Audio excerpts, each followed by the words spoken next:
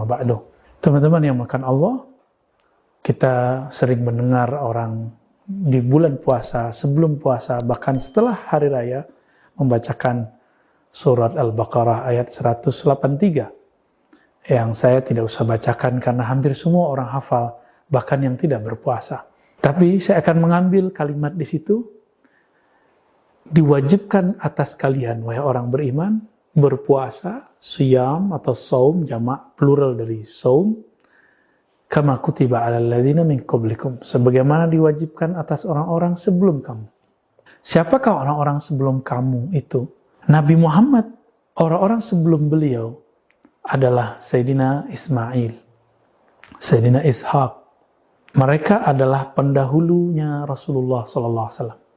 Min qablikum, orang-orang sebelum kamu. Artinya, puasa itu adalah salah satu amalan yang tua. Apakah sebelum Nabi Ibrahim ada? Ada. Bahkan Sayyidina Adam disebutkan oleh Imam Ibnu Katsir dalam Al-Bidayah wa Nihayah ketika bertobat, fatalaqqa Adam, ya, fatalaqqa. Ketika Adam bertalaqi, menghadap kepada Rabb-Nya dengan beberapa kalimat, fataba alaih, maka Allah menerima tobatnya. Di dalam riwayat itu ada beberapa hal-hal yang agak sulit kita bayangkan.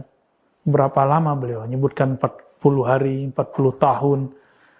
Namun yang paling masuk ke dalam logika kita hari ini, karena itu pernah terjadi di zaman Izzuddin bin Abdissalam, 40 hari, 40 malam.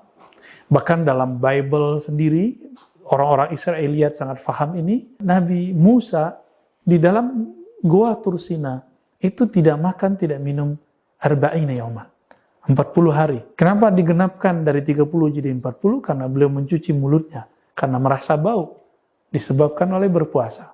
Dan itu riwayatnya sahih. Teman-teman yang makan Allah, maka yang pertama berpuasa di muka bumi ini adalah Sayyidina Adam. Beliaulah khalifatullah fil ard, khalifah Allah pertama di bumi, yang kemudian dia berpuasa sebagai bentuk pertobatan. Jadi puasa itu adalah bentuk cara kembali kepada Allah. Dengan cara memutuskan hubungan diri dari selain Allah, itulah yang disebut salah satu tobatnya badan.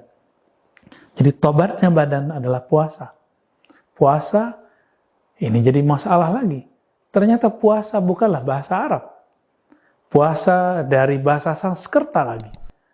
Upa wasa, atau taqarrub ila wahidil ahad, mendekatkan diri kepada yang Maha Esa. Upa itu taqarrub, wasa sang Maha Esa. Dan ternyata sama di dalam Al-Quran, bukan cocok logi, karena memang agama Brahmana ini menurut Imam Al-Jili adalah agama warisan Nabi Ibrahim. Meskipun kemudian ada perubahan, sebagaimana terjadi perubahan dalam agama-agama Semitik.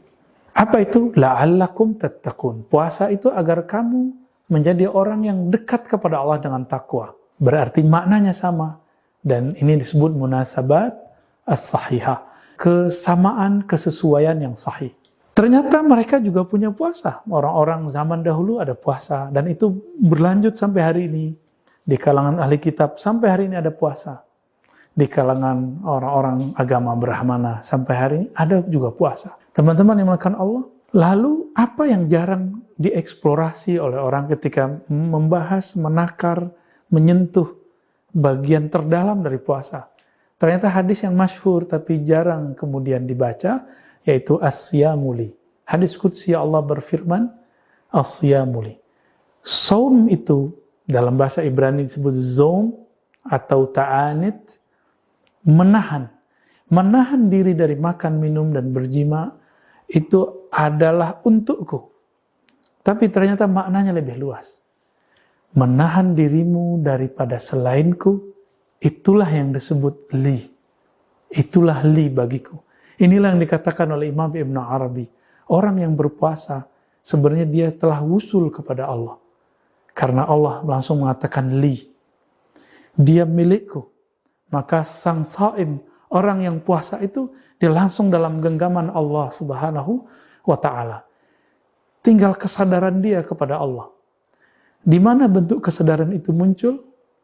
Ketika di lafaz hadis, di pertengahan hadis, Nabi kemudian mengatakan, idza sabahu ahadun aw syatamahu.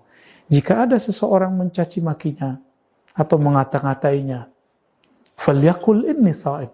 Katakanlah aku puasa. Maka saat itulah puasa naik dari puasa fisik menjadi puasa non fisik. Puasa emosi. Emosi bukan pada fisik. Emosi itu ada pada nafsiyah kita. Ini disebut dengan saum nafsiyah. Kalau tadi saum badaniyah. Istilah mungkin baru, tapi sebenarnya hampir sama dengan istilah-istilah yang sebelumnya. Selama ini kita baru puasa lapar haus, disebut saum badaniyah. Namun Nabi menghendaki, ayo naik lagi menjadi puasa nafsiyah. Puasa menahan gejolak diri. Jika ada di sosmed kita orang berkomentar kasar, kita tidak usah layani. Bahkan kalau perlu kita tinggalkan. Jika terganggu, blokir saja. Supaya tidak mengganggu layar-layar indah yang kita lihat setiap hari itu. Teman-teman yang melakukan Allah. Namun kemudian kita kembali ke hadis yang tadi. Nabi mengatakan, orang yang berpuasa itu bau mulutnya lebih harum di sisi Allah. Bukan di sisi makhluk. Daripada apa? Daripada rihil misik. Daripada kesturi. Apakah ini bau harum yang fisik? Tentu tidak. Nabi SAW lagi berbicara keharuman rohani. Keharuman yang dulu Sayyidina Musa pernah terlewatkan. Jadi beliau ketika 30 hari tercium olehnya bau mulutnya. Lalu beliau bersiwak. Apa kata Allah lewat malaikat? Engkau sempurnakan 10 hari lagi. Itu sebabnya Nabiullah Musa mengenapkan menjadi 40 hari. Karena beliau terganggu oleh bau mulutnya. Padahal Allah suka dengan bau mulut itu. Sahabat-sahabat dimakan Allah, maka 3 poin di hadis ini. Pertama, Allah mengatakan, puasamu itu, puasa apa? Inilah puasa yang boleh kita sebut puasa qalbu, puasa ruh.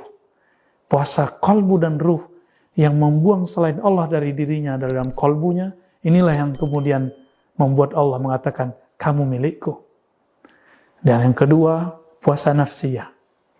Puasa orang-orang yang menjaga dirinya dari gejolak hawa nafsunya. Dan yang ketiga, rahasia puasa itu membuat bau mulutnya harum. Karena orang-orang yang berpuasa, dia tidak mengatakan kata-kata yang kasar. Dia tidak menggosipkan orang lain. Dia tidak merendahkan orang lain. Inilah keharuman hakiki dari orang-orang yang shaim. Mari capai puasa seperti ini, puasa yang Allah mau, puasa yang Nabi terapkan. Nabi khuluqul Quran. Itulah hakikat puasa Nabi sallallahu alaihi wasallam. Semoga kita sampai kepada taraf itu. Sallallahu ala Muhammad. Assalamualaikum warahmatullahi wabarakatuh.